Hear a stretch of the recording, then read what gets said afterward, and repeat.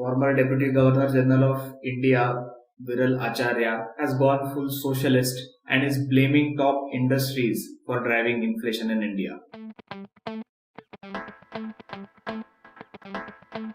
So according to Viral Acharya, top 5 conglomerates or these industrial houses which are there, उनकी वजह से prices बढ़ रहे इकोनॉमी में, क्योंकि उनका बहुत कंट्रोल है ऑन द इकोनॉमी, और जब वो खुद के प्राइसेस बढ़ाते हैं, कंपटीटर्स उतने प्राइसेस खुद के बढ़ा नहीं पाते, एंड दैट्स व्हाई इन्फ्लेशन हो रहा है.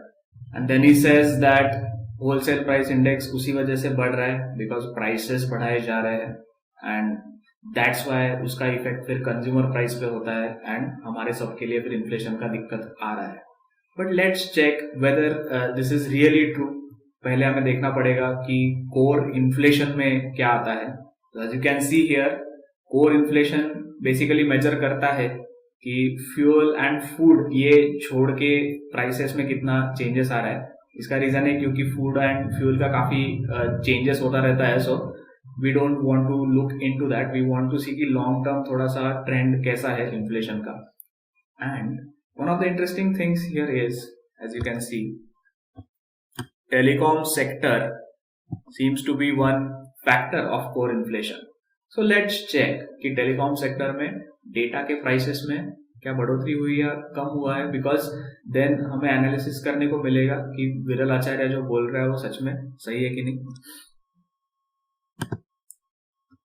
So this chart shows basically कि कितना चेंजेस हुआ है in the cost of data prices. And as you can see, from 2007 to 2019 का ये डेटा है, consistent decrease is there in the cost of data prices. So यहाँ पे इन्फ्लेशन नहीं, यहाँ पे तो डिफ्लेशन हो रहा है. And interestingly, when one of the top business houses is entering this business, which Viral Acharya is blaming for inflation, आप देख रहे हो तो प्राइस तो ड्रॉप कर रहा है. Drastic drop is there in the prices. How does this match with this analysis कि इंडस्ट्रीज की गलती है इन्फ्लेशन, जबकि इंडस्ट्री एंटर कर रहे हैं तो इन्फ्लेशन नहीं हो रहा है, उल्टा प्राइसेस ड्रॉप हो रहे हैं. How do you explain this? And then this chart is also an interesting chart, जिसमें 20 साल का अमेरिकन डेटा है हमारे पास, which shows that किन चीजों के प्राइसेस बढ़े हैं एंड किन चीजों के प्राइसेस कम हुए हैं. As you can see, the things in the red are where prices are increasing, while things in the blue where prices are decreasing, and this is a long term trend we are seeing.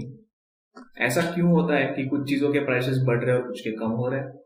The reason is basically government जितना regulate करके रखता है, या फिर government जिस sector में involve हो जाता है, जनरली वहां पे हमें देखने को मिलता है कि इनोवेशन नहीं हो सकता, उसमें टेक्नोलॉजिकल डेवलपमेंट उतना ज्यादा होता नहीं है. तो आप अगर देखोगे sectors such as new cars या फिर टीवीज, सॉफ्टवेयर, ऐसी चीजों में because there is private sector innovation and technological development, आपको देखने को मिलता है कि प्राइसेस कम हो रहे हैं. They become much more affordable to many of the people. So इससे हमें एक ही सीख मिलती है कि बस करो, मतलब बिजनेसेस को इन्फ्लेशन के लिए ब्लेम करना बंद करो कि वो प्राइसेस बढ़ा रहे हैं इसलिए ये सब हो रहा है.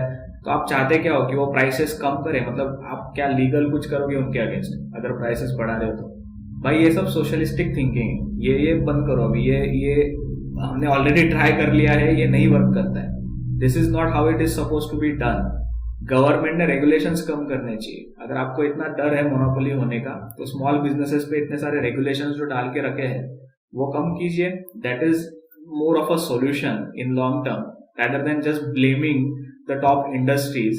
And that is it for this video.